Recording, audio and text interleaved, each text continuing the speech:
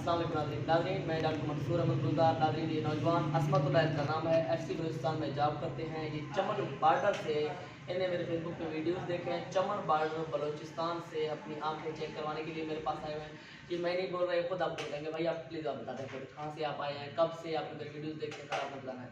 बिल्कुल भाई, मैंने 2-2.5 महीने पहले वीडियो देखे हैं जनाब डॉक्टर मंसूर साहब की, और मैंने वहाँ से सोच किया कि जनाब इतने ज़हन और इतने वो इंसान हैं, खुश मिजाज के इंसान हैं, मरीज़ को बिल्कुल ऐसे ही बिल्कुल तसल्ली से देता है जिस तरह के बिल्कुल अपने वालिद से अपने बच्चों को जिस तरह बात करता है, और इसी तरतीब से बिल्कुल माशाल्लाह डॉक्टर साहब ने हमें बहुत अच्छे मशवरा दिए। मेरे आंखों का मसला था, ये गोश्त आए हुए, और इंशाल्लाह दोबारा मैं आऊँगा और इसको यहाँ पे ऑपरेशन करूँगा। फ़िलहाल मेरी जो है ना नौकरी की मजबूरी है, मैंने वापसी जाना है, तो आज मैं आर्जी दवाई लेके जा रहा हूँ। तो इंशाअल्लाह ज़िंदगी रही तो वापसी में आऊँगा डॉक्टर साहब के पास।